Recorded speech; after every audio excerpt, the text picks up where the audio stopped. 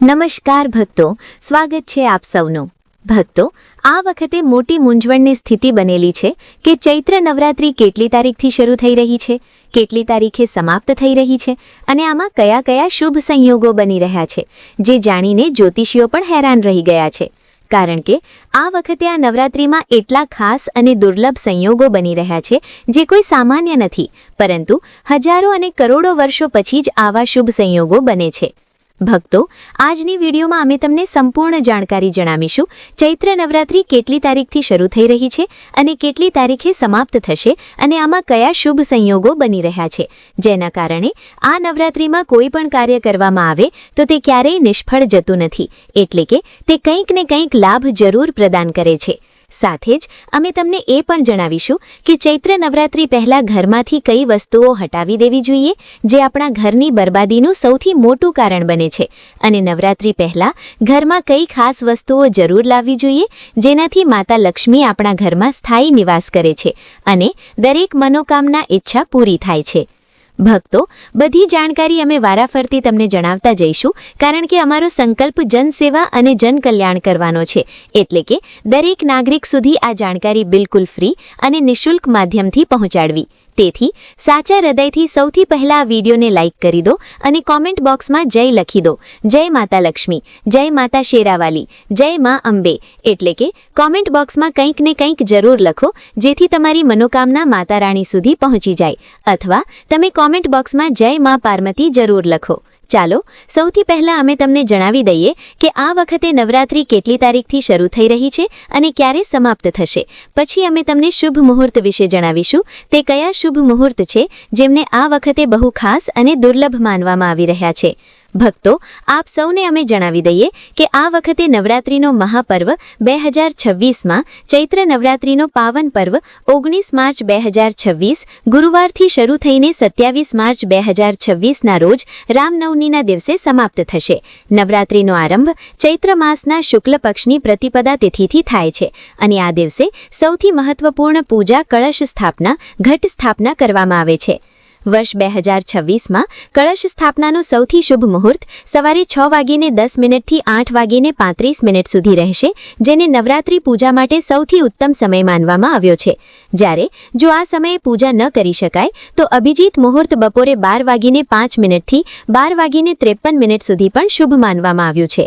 પ્રતિપદા તિથિ લગભગ 19 માર્ચની સવારે આશરે 6:02 થી પ્રારંભ માનવામાં આવે છે અને આ જ સમયથી નવરાત્રિનો શુભારંભ થાય છે।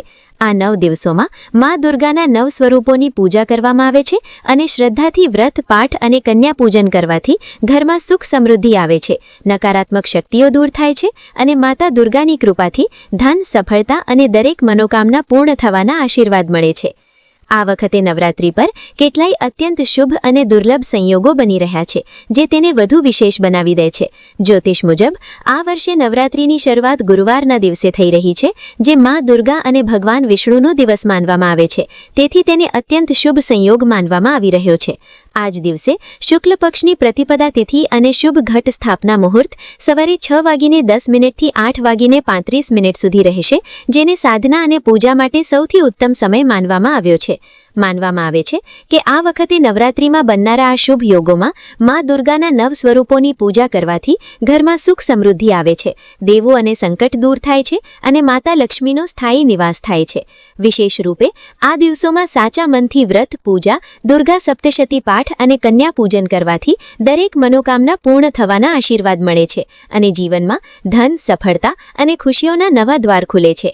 તો ચાલો હવે જાણી લઈએ કે કઈ કઈ વસ્તુઓ છે જે ચૈત્ર નવરાત્રિ આવતા પહેલા જરૂર ઘરમાંથી હટાવી દેવી જોઈએ। ભક્તો, અમે પણ આ વસ્તુઓને ઘરમાંથી જરૂર હટાવી દઈએ છીએ અને તમે પણ નવરાત્રિ આવતા પહેલા આ વસ્તુઓને ઘરમાંથી જરૂર હટાવી દો, નહીં તો આખું જીવન જ બરબાદ થઈ જશે અને પછી અમે તમને તે ખાસ અને ગુપ્ત વસ્તુઓ પણ જણાવીશું જે તમારે ઘરમાં જરૂર લઈ આવવાની છે, જેનાથી પિતૃદોષ, રાહુ દોષ, બધાય દોષ સમાપ્ત થઈ જાય છે અને થાય છે દરેક મનોકામના ઈચ્છા પૂરી। પૂરી. એટલા માટે ભક્તો કોમેન્ટ બોક્સમાં અત્યાર સુધી તમે જય માં પાર્વતી ન લખ્યું હોય અથવા જય માં દુર્ગા ન લખ્યું હોય તો જરૂર લખી દો.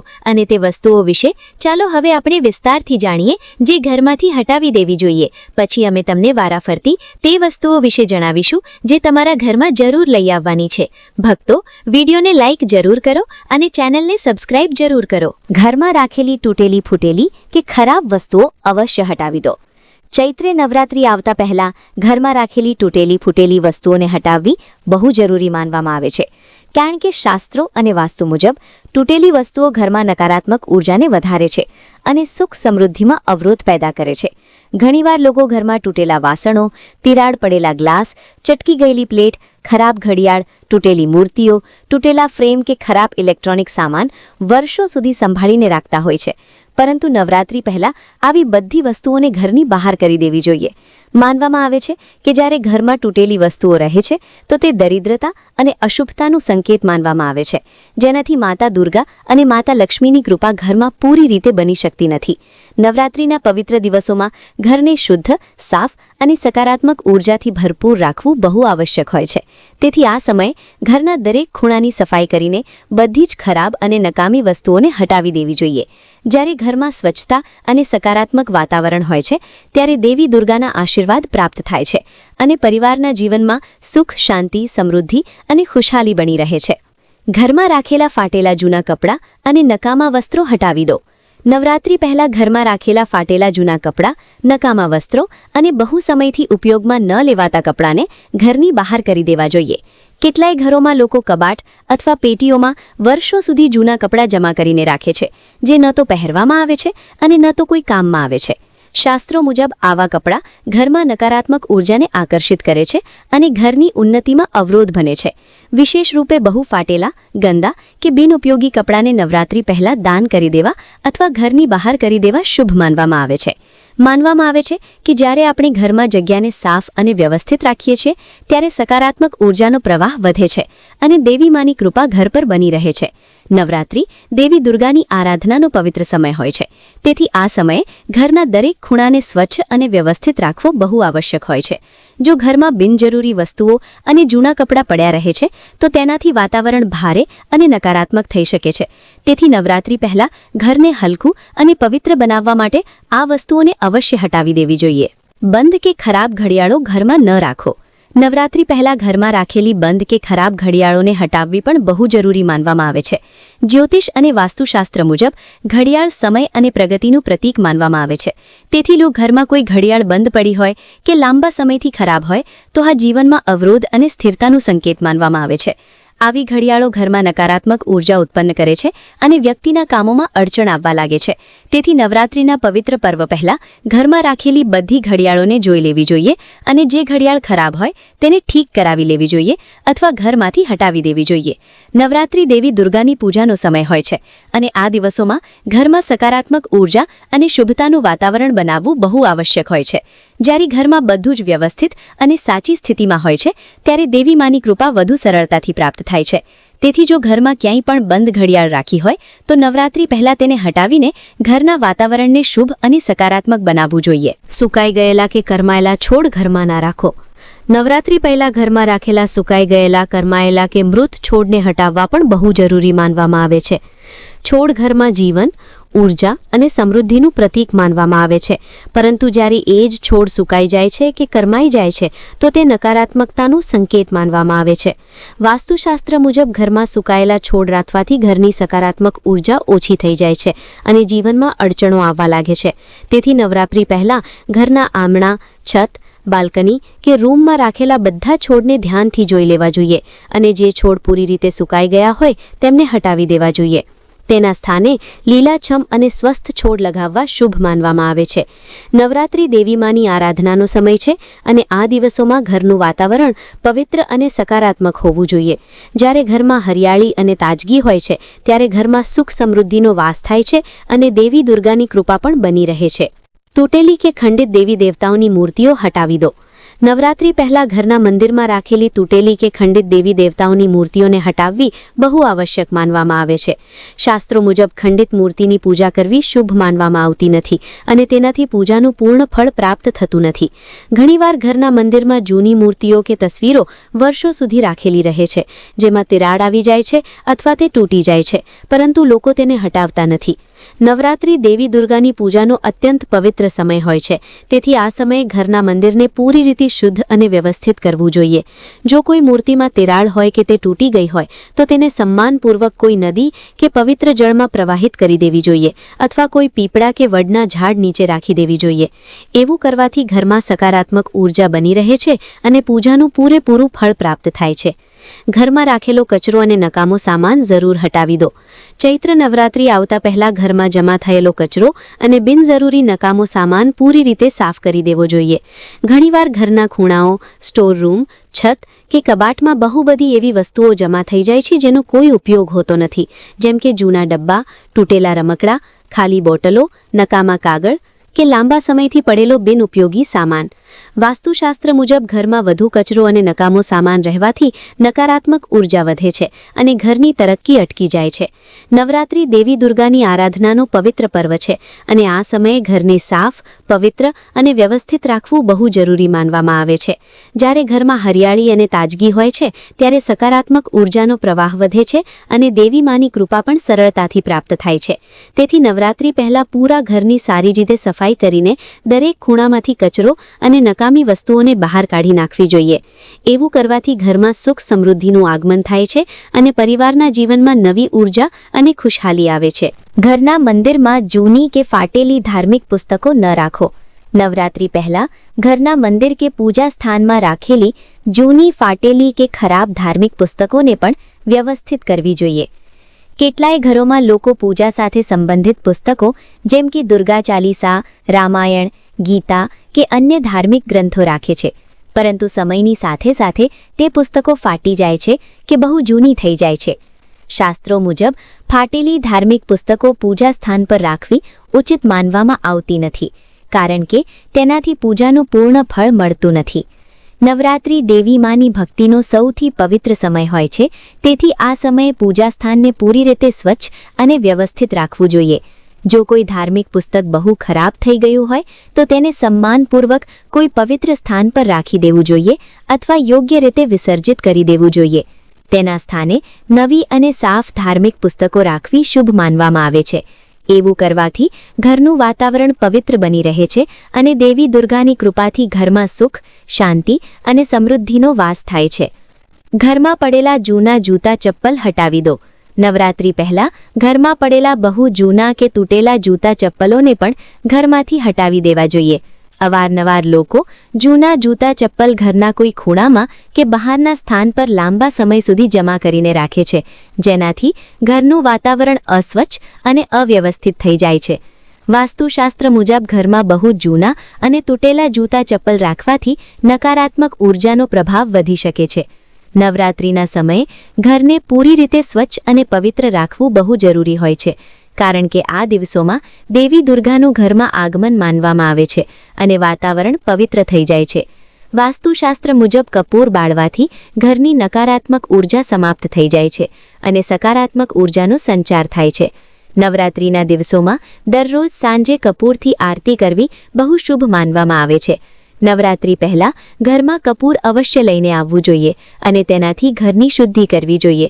તેનાથી ઘરમાં સકારાત્મક ઉર્જા વધે છે. ગંગાજળ ઘરમાં જરૂર લઈને આવો. નવરાત્રી પહેલા ઘરમાં ગંગાજળ લઈને આવવું બહુ શુભ અને પવિત્ર માનવામાં આવે છે. ગંગાજળને હિન્દુ ધર્મમાં સૌથી પવિત્ર જળ માનવામાં આવ્યું છે અને તેનો ઉપયોગ પૂજા, શુદ્ધિકરણ અને ધાર્મિક કાર્યોમાં કરવામાં આવે છે. નવરાત્રિના પહેલા દિવસે ઘર અને મંદિરમાં ગંગાજળનો છંટકાવ કરવાથી ઘરની શુદ્ધિ માનવામાં આવે છે અને નકારાત્મક ઉર્જા દૂર થઈ જાય છે. કેટલાય લોકો કળશ સ્થાપનાના સમયે પણ ગંગાજળનો ઉપયોગ કરે છે. માનવામાં આવે છે કે ગંગાજળથી પૂજા કરવાથી દેવી માની કૃપા જલ્દી પ્રાપ્ત થાય છે. નવરાત્રી પહેલા ઘરમાં ગંગાજળ અવશ્ય લાવવું જોઈએ અને તેનાથી ઘરની શુદ્ધિ કરવી જોઈએ. તેનાથી ઘરમાં સકારાત્મક ઉર્જા વધે છે. ચંદન જરૂર ઘરમાં લઈને આવો. નવરાત્રિ પહેલાં ઘરમાં ચંદન લાવવું પણ બહુ શુભ માનવામાં આવે છે. ચંદનનો ઉપયોગ દેવી દેવતાઓને તિલક લગાવવામાં અને પૂજામાં કરવામાં આવે છે. શાસ્ત્રો મુજબ ચંદનની સુગંધ બહુ પવિત્ર માનવામાં આવે છે અને તેનાથી મનને શાંતિ અને પવિત્રતા મળે છે. નવરાત્રિના દિવસોમાં દેવી માને ચંદન અર્પિત કરવું બહુ શુભ માનવામાં આવે છે. તેનાથી પૂજાનું મહત્વ વધી જાય છે અને ભક્તોની મનોકામનાઓ પૂર્ણ થાય છે. નવરાત્રિ પહેલાં ઘરમાં ચંદન લઈને આવવું જોઈએ અને પૂજામાં તેનો ઉપયોગ કરવો જોઈએ. તેનાથી ઘરમાં સુખ, શાંતિ અને સમૃદ્ધિ બની રહે છે. મીઠાઈ બનાવવા માટે ગોળ જરૂર ઘરમાં લઈને આવો. નવરાત્રિ પહેલાં ઘરમાં શુદ્ધ ગોળ લઈને આવવું પણ બહુ શુભ માનવામાં આવે છે. ગોળને બહુ પવિત્ર અને સાત્વિક ભોજન માનવામાં આવે છે. નવરાત્રિના દિવસોમાં કેટલાય લોકો ગોળથી બનેલો પ્રસાદ કે મીઠાઈ દેવી માને અર્પિત કરે છે. શાસ્ત્રો મુજબ ગોળથી બનેલો પ્રસાદ ચઢાવવાથી દેવીમાં પ્રસન્ન થાય છે અને ઘરમાં સુખ સમૃદ્ધિના આશીર્વાદ આપે છે. ગોળને સ્વાસ્થ્ય માટે પણ બહુ સારું માનવામાં આવે છે અને તેને પવિત્ર ભોજન માનવામાં આવે છે. નવરાત્રિ પહેલાં ઘરમાં ગોળ લઈને આવવો જોઈએ અને તેનાથી દેવી માને પ્રસાદ બનાવીને અર્પિત કરવો જોઈએ. તેનાથી ઘરમાં ખુશહાલી અને સકારાત્મક ઉર્જાનો વાસ થાય છે. સકારાત્મક ઉર્જા વધે છે અને ઘરમાં સુખ, સમૃદ્ધિ અને ખુશહાલીનું વાતાવરણ બને છે. બંધ કે બિનઉપયોગી તિજોરી અને ખાનાને સાફ કરો. નવરાત્રિ પહેલાં ઘરમાં રાખેલી તિજોરી, કબાટ અને ખાનાને પણ સારી રીતે સાફ કરવા બહુ શુભ માનવામાં આવે છે. ઘણીવાર તિજોરી કે કબાટમાં બહુ જૂની રસીદો, નક્કામાં કાગળ, તૂટેલી પેન કે બિનજરૂરી વસ્તુઓ જમા થઈ જાય છે, જેનાથી તે સ્થાન અવ્યવસ્થિત થઈ જાય છે. વાસ્તુશાસ્ત્ર મુજબ ધન રાખવાની જગ્યા હંમેશા સાફ અને વ્યવસ્થિત હોવી જોઈએ, કારણ કે આ સ્થાન માતા લક્ષ્મીનું પ્રતીક માનવામાં આવે છે. નવરાત્રિ દેવી દુર્ગા અને માતા લક્ષ્મીની પૂજાનો પવિત્ર સમય હોય છે. તેથી આ સમયે તિજોરીને સાફ કરીને તેમાં માત્ર જરૂરી અને શુભ વસ્તુઓ જ રાખવી જોઈએ. કેટલાક લોકો નવરાત્રિના પહેલા દિવસે તિજોરીમાં હળદર, ચોખા કે એક નવું લાલ કપડું પણ રાખે છે, જે બહુ શુભ માનવામાં આવે છે. જ્યારે ધન રાખવાનું સ્થાન સાફ અને પવિત્ર હોય છે, ત્યારે ઘરમાં આર્થિક ઉન્નતિ અને સમૃદ્ધિના યોગ વધે છે. તેથી નવરાત્રિ પહેલાં તિજોરી અને કબાટની સારી રીતે સફાઈ જરૂર કરવી જોઈએ. ઘરમાં નકારાત્મક કે ડરામણી તસવીરો ન રાખો. નવરાત્રિ પહેલાં ઘરમાં લાગેલી નકારાત્મક, ડરામણી કે દુઃખદ તસવીરોને પણ હટાવી દેવી જોઈએ. ઘણીવાર લોકો ઘરની સજાવટ માટે એવી તસવીરો લગાવી દેતા હોય છે જેમાં ઉદાસી, યુદ્ધ, હિંસા કે નકારાત્મક લાગણીઓ દેખાતી હોય છે. વાસ્તુશાસ્ત્ર મુજબ એવી તસવીરો ઘરમાં નકારાત્મક ઉર્જાને વધારે છે અને પરિવારના સભ્યોના મન પર પણ નકારાત્મક પ્રભાવ પાડી શકે છે. નવરાત્રિ દેવી દુર્ગાની ભક્તિ અને સકારાત્મક ઉર્જાનો પર્વ છે. તેથી આ સમયે ઘરમાં માત્ર શુભ અને પ્રેરણાદાયક તસવીરો જ લગાવવી જોઈએ, જેમ કે દેવી દેવતાઓની તસવીરો, પ્રકૃતિના સુંદર દ્રશ્યો કે સકારાત્મક લાગણીઓ દર્શાવતી ચિત્રકલા.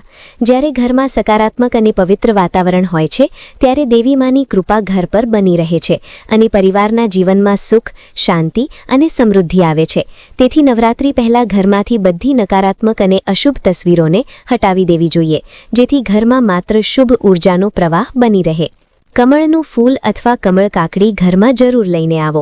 ચૈત્ર નવરાત્રિ પહેલાં ઘરમાં કમળનું ફૂલ અથવા કમળ કાકડી એટલે કે કમળના બીજ લઈને આવવું બહુ શુભ માનવામાં આવે છે. શાસ્ત્રોમાં કમળનું ફૂલ માતા લક્ષ્મી અને દેવી દુર્ગા બંનેને અત્યંત પ્રિય માનવામાં આવે છે. કમળ પવિત્રતા, સમૃદ્ધિ અને દિવ્ય ઉર્જાનું પ્રતીક માનવામાં આવે છે. જ્યારે નવરાત્રિના દિવસોમાં દેવી માને કમળનું ફૂલ અર્પિત કરવામાં આવે છે, તો માનવામાં આવે છે કે તેનાથી માતા લક્ષ્મીની વિશેષ કૃપા, સંગીત પ્રાપ્ત થાય છે અને ઘરમાં ધન સમૃદ્ધિના માર્ગ ખુલવા લાગે છે. કેટલાય લોકો નવરાત્રિના સમયે કમળ કાકડીની માળાથી માતા લક્ષ્મી કે દુર્ગા મંત્રનો જાપ પણ કરે છે, જે બહુ શુભ અને ફળદાયી માનવામાં આવે છે. જો કમળનું ફૂલ ઉપલબ્ધ ન હોય તો કમળ કાકડી ઘરમાં રાખવી પણ બહુ શુભ માનવામાં આવે છે. નવરાત્રિ દેવી માની શક્તિ અને ભક્તિનું પવિત્ર પર્વ છે. તેથી આ દિવસોમાં કમળનું ફૂલ ચઢાવવાથી પૂજાનું મહત્વ કેટલાય ગણું વધી જાય છે. નવરાત્રિ પહેલાં ઘરમાં કમળનું ફૂલ અથવા કમળ કાકડી લાવવાથી ઘરમાં સકારાત્મક ઉર્જા વધે છે અને માતા લક્ષ્મીના આશીર્વાદ પ્રાપ્ત થાય છે. મધ ઘરમાં જરૂર લઈને આવો. નવરાત્રિ પહેલાં ઘરમાં શુદ્ધ મધ લઈને આવવું પણ બહુ શુભ માનવામાં આવે છે. શાસ્ત્રોમાં મધને પંચામૃતનો મહત્વપૂર્ણ ભાગ માનવામાં આવ્યો છે અને દેવી દેવતાઓને મધ અર્પિત કરવું બહુ પુણ્યદાયી માનવામાં આવે છે. નવરાત્રિના દિવસોમાં દેવી માને મધનો ભોગ લગાવવાથી જીવનમાં મધુરતા, સુખ અને સમૃદ્ધિ આવે છે. માનવામાં આવે છે કે મધથી સંગીત, પૂજા કરવાથી પરિવારના સભ્યો વચ્ચે પ્રેમ અને સૌહાર્દ વધે છે અને જીવનની કેટલાય પરેશાની પરેશાનીઓ ધીરે ધીરે દૂર થવા લાગે છે. કેટલાય ભક્તો નવરાત્રિમાં દેવી માના ચરણોમાં મધ અર્પિત કરીને પ્રાર્થના કરે છે કે તેમના જીવનમાં સુખ અને સફળતા બની રહે. નવરાત્રિ પહેલાં ઘરમાં શુદ્ધ મધ લઈને આવવું બહુ શુભ માનવામાં આવે છે અને તેનાથી દેવી માની કૃપા પ્રાપ્ત થાય છે. પેળી હળદરની ગાંઠ જરૂર ઘરમાં લઈને આવો. નવરાત્રિ પહેલાં ઘરમાં આખી હળદરની ગાંઠ લઈને આવવી પણ બહુ શુભ માનવામાં આવે છે. હળદરને હિન્દુ ધર્મમાં બહુ પવિત્ર અને શુભ વસ્તી માનવામાં આવે છે અને તેને ભગવાન વિષ્ણુ અને માતા લક્ષ્મી સાથે જોડવામાં આવે છે. નવરાત્રિના દિવસોમાં હળદરનો ઉપયોગ પૂજામાં કરવાથી ઘરમાં સમૃદ્ધિ અને સુખ શાંતિનો વાસ થાય છે. કેટલાય લોકો નવરાત્રિના પહેલા દિવસે તિજોરી કે પૂજા સ્થાનમાં હળદરની ગાંઠ રાખે છે, જે બહુ શુભ માનવામાં આવે છે. માનવામાં આવે છે કે એવું કરવાથી ઘરમાં ધનની વૃદ્ધિ થાય છે અને આર્થિક સમસ્યાઓ ધીરે ધીરે દૂર થવા લાગે છે. નવરાત્રિ પહેલાં હળદરની ગાંઠ ઘરમાં લાવવાથી માતા લક્ષ્મીની કૃપા પ્રાપ્ત થાય છે અને ઘરમાં સુખ સમૃદ્ધિ વધે છે. પાનના પાન જરૂર ઘરમાં લઈને આવો. નવરાત્રિના સમયે પૂજામાં પાનના પાનનું બહુ મહત્વ માનવામાં આવે છે.